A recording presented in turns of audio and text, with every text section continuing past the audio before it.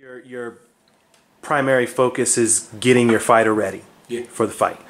But outside of that, do you take any consideration about the challenge that you have when you face other trainers? Like for you, do you look at it as you pitting your wits against another general, so to speak?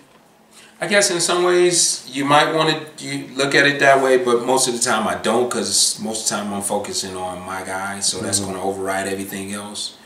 But you know, there are some situations where you come across a trainer or a coach, such as my situation right now, that you go way back with. So Sean is 29 years old now, and that means I've known Virgil in some capacity for almost 20 years, since Sean was 19 years old. That means not just knowing him like some fan or something. I mean, I knew him when he didn't have any professional fighters. I knew him when he didn't have any national Golden Glove champions or Olympian. I knew him when he just had young fighters who were just coming along. I knew him when Andre was 15 and 16 years old.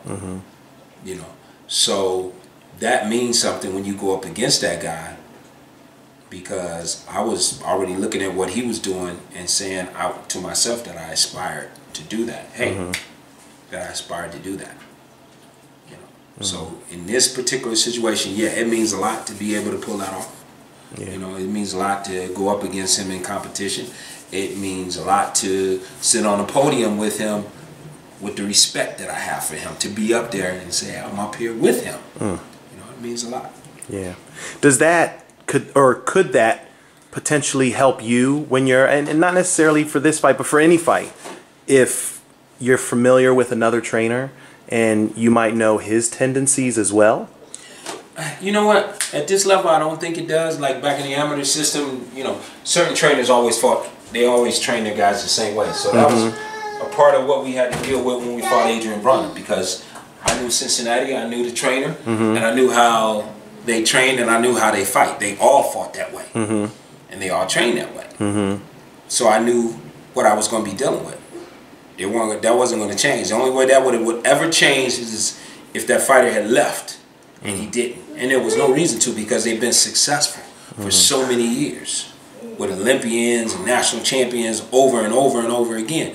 Very successful fighters out of the state of Ohio, but out of Cincinnati as well. You know, out of Cincinnati. So, you know, there's been times that we got to nationals, and you know, we have 5 or 6 national champions out of Cleveland, but we'd have 5 or 6 national champions out of Cincinnati. There was times when our national champion from Cleveland came to return, and their national champion from Cincinnati came to return, and they wound up fighting each other the first night in the state.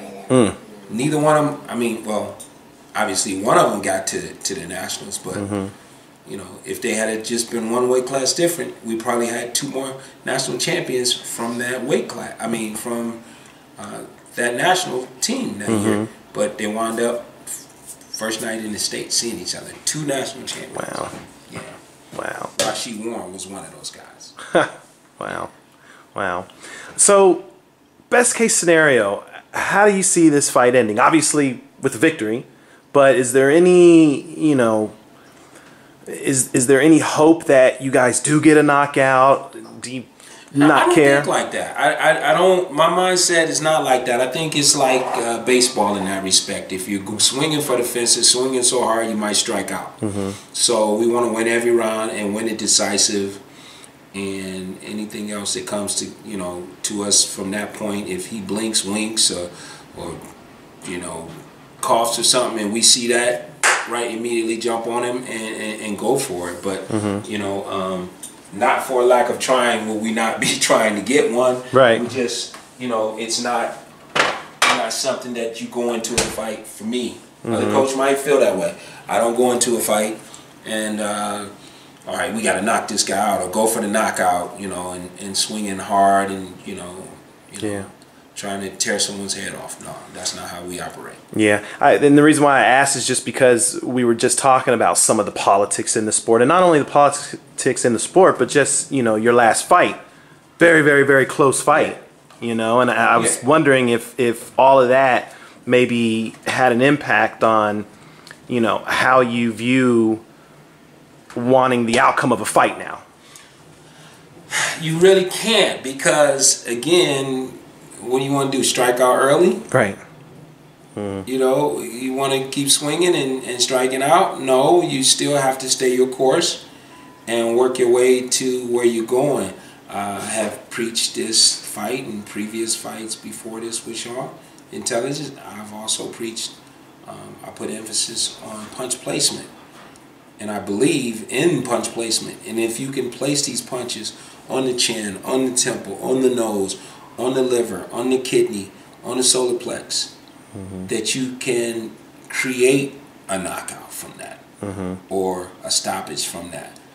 But, you know, it has to be in the flow of what you're doing, and the fighter has to buy into that. It's got to buy into that.